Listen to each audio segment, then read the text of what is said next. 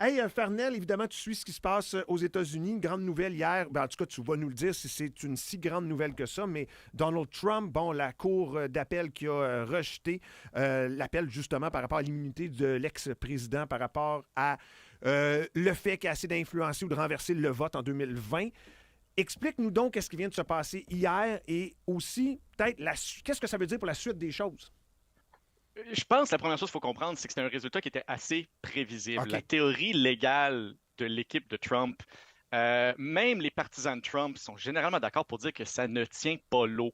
L'idée, c'était que le président des États-Unis doit, pour des raisons un peu nébuleuses, avoir une immunité totale et absolue contre toute procédure criminelle contre lui pendant et après son temps en tant que président des États-Unis. Il y a vraiment, je veux dire, c'est rare qu'on puisse être aussi catégorique que ça, là. Il n'y a aucune raison juridique de croire que ce serait le cas. La jurisprudence est assez claire que ce ne l'est pas. Même si on retourne, même ça avait été tenté par le président Bill Clinton quand lui avait essayé de dire qu'il y avait une immunité civile et la Cour avait dit non. Alors, s'il n'y a pas d'immunité civile totale, c'est dur à imaginer qu'il y a une immunité criminelle.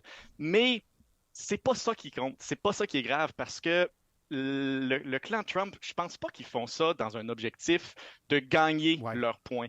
C'est une tactique de délai, c'est une tactique pour essayer de repousser le procès criminel lui-même. Là, ils sont en train de faire toutes sortes de chicanes sur est-ce que le président peut même être poursuivi au criminel. Pour ça, bon, ils ont perdu en cour d'appel fédéral, ils vont sûrement aller en cour suprême. La Cour suprême va décider s'ils vont donner peut-être un mois et demi à écouter eux-mêmes les arguments, prendre peut-être un autre mois après ça pour livrer une décision. L'objectif du clan Trump, c'est pas de gagner en cours, c'est juste de faire en sorte qu'ils vont repousser le procès criminel lui-même à ce que ce soit trop tard pour que ce soit pendant ou après l'élection.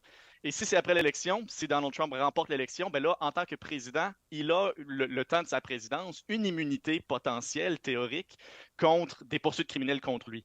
Alors, c'est pas ultimement, c'est pas une décision juridique qu'on fait affaire là, c'est une décision politique, c'est une tactique de délai, et ça va exactement comme les observateurs croyaient que ça allait aller. Là. Il n'y a rien de surprenant qui se OK. passe maintenant. Est-ce que la machine judiciaire américaine peut accélérer le pas ou ça serait mal vu? Un peu. Je pense que ce serait au contraire bien vu. Là, il y a un équilibre à trouver, puis je veux dire, je pense que tu as raison là-dessus.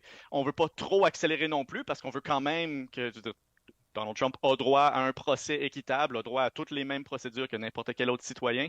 Alors, on ne veut pas donner l'impression qu'on a accéléré au point à ne pas lui donner une écoute juste et une procédure judiciaire équitable. Ouais. Hey, Fernel, c'est quoi? Puis je sais pas si tu as regardé ça ou tu as fait le calcul. C'est quoi les chances que ça fonctionne du côté de Trump d'étirer le processus judiciaire puis que finalement ça arrive dans les temps à un moment donné où est-ce qu'il est élu possiblement président des États-Unis?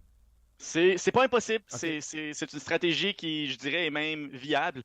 J'ai l'impression que l'objectif, c'est plus de mettre un peu, on dit en anglais, muddy the waters, d'ajouter de la confusion à ce qui se passe. Comme ça, après ça, le président Trump, s'il est en procès criminel pendant l'élection, par exemple, va pouvoir dire, ben là, l'élection, ça n'a aucun bon sens. On est en train de me traîner devant la cour pendant que mon opposant, lui, a le champ libre. Si c'est après l'élection, ben là, il peut dire, ben écoutez, j'ai remporté. Ou si c'est après l'élection puis il perd, il peut dire, ben on s'acharne sur mon cas. Alors, c'est une question d'optique et peu importe le résultat, le plus le délai est long, le mieux ça va être pour l'équipe de Donald Trump.